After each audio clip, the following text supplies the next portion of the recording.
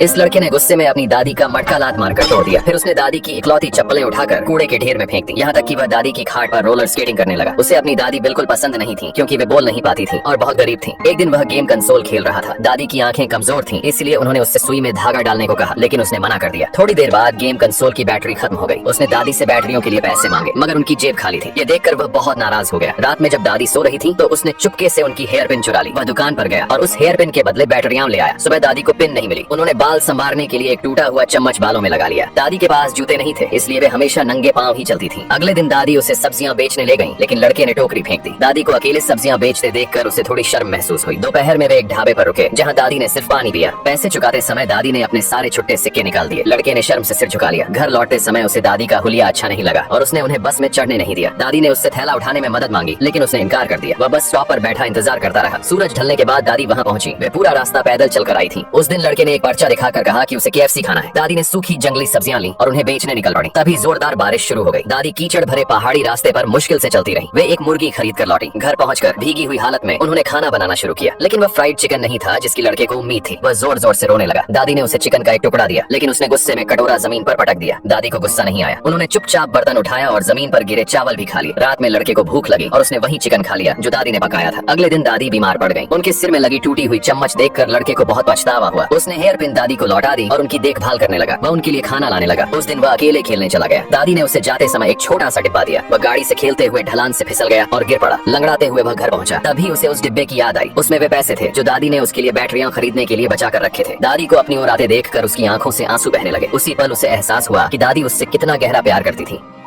इस लड़की को एक बहुत सीरियस समस्या है। बात ये है कि अगर कहीं थोड़ा सा भी गंदा हो तो उससे बिल्कुल भी बर्दाश्त नहीं होता। इसलिए वो तुरंत एक कपड़ा उठाती है और साफ करना शुरू कर देती है। इसी वजह से उसे काम करने की जगह पर कई घंटे ज्यादा लग जाते हैं। इतना ही नहीं, कैंटीन में रखी हुई बोतल भी अगर ठीक से सीधी करके नहीं रखी हो तो उसे मन की शांति नहीं मिलती। अगर कोई उसे थोड़ा सा भी हिला दे तो वो अगले ही सेकंड उस जगह पर पहुंच जाती है। इससे भी ज्यादा खराब बात ये है कि वो खाने में रखी हुई सब्जियों को भी अलग रखकर ही खाना शुरू करती है। ऐसे ही दिन ब दिन उसकी ये आदत और भी ज्यादा बढ़ती जा रही है। अब घर को साफ रखना तो दूर, वो इस पूरी दुनिया को ही साफ रखने में लग गई है। अगर सड़क पर कोई प्लास्टिक की बोतल फेंक कर चला जाए तो वो कहती है कि ये दुनिया के लिए नुकसान है और उसे उठाने लगती है। हर दिन जब वो घर जाती है तो बोरे के बोरे प्लास्टिक की बोतलें उठाकर ही ले जाती है। मान लो किसी दिन बोतलें बहुत ज्यादा इकट्ठी हो जाएं तो वो अपने बॉयफ्रेंड को कार लेकर आने को कहती है और उन सबको उसमें भर कर ले जाती है। फिर वो उन सबको घर ले जाकर साबुन से धोती है और ऑफिस में काम करने वालों को दोबारा इस्तेमाल करने के लिए दे देती है। लेकिन उसे देखते ही लोग 10 कदम दूर से ही भाग जाते हैं। आखिर में सिर्फ उसका बॉयफ्रेंड ही मजबूरी में उससे ये सब चीजें लेकर जाता है। एक दिन उसका बॉयफ्रेंड ये देखने के लिए सीधा उसके घर पहुंच जाता है कि आखिर वो इतनी सारी बोतलों का करती क्या है। जैसे ही उसने दरवाजा खोला, अंदर से बोतलें गिरने लगी। अंदर जाकर देखा तो वो ढेर की तरह जमा हुई थी। उसे देखकर वो लड़की दुखी होकर कहती है कि इतनी सारी बोतलें रखकर वो क्या करे, कम से कम इसके बाद तो वो सुधर जाएगी ऐसा लगा। लेकिन कुछ दिनों बाद फिर से बोतलों के बोरे जमा होने लगे। धीरे धीरे वो ढेर इतना बड़ा हो गया कि वो बड़ी बड़ी बिल्डिंग जैसा दिखने लगा। आखिर में वो जगह बोतलें रखने के लिए एक सही जगह बन गई और वहाँ लोग भी आने लगे। एक तरह से उन प्लास्टिक की बोतलों को आखिरकार सही जगह मिल ही गई।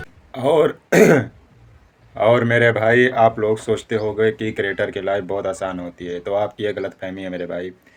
वीडियो बनाते वक्त जो गाली मिलती है ना, वो तो तब भी ठीक है, लेकिन जब वीडियो अपलोड कर दो और उधर से कमेंट में गाली आती है ना, तो एकदम दिल को ठेस पहुंचता है। यानी हम लोग इतना मेहनत करते हैं, वीडियो बनाते हैं, वीडियो को एडिटिंग करते हैं, तब जाके पब्लिक करते हैं, और पब्लिक करते ही जो नेगेटिव लोग हैं वो लोग कुछ गलत गलत वर्ड बोलते हैं वीडियो में। भाई वीडियो नहीं, आपको मतलब हम इतना वीडियो को वो करके वीडियो डालते हैं ताकि दर्शक को पसंद आए, कुछ उसमें गंदा संदा नहीं डालते, तब भी पता नहीं क्यों। भाई पार्ट 1 पार्ट 2 ऐसे करके वीडियो पड़ता ही है। वीडियो को लाइक करके चैनल को सब्सक्राइब करना। मिलता है नेक्स्ट वीडियो में, तब तक के लिए बाय बाय, टाटा।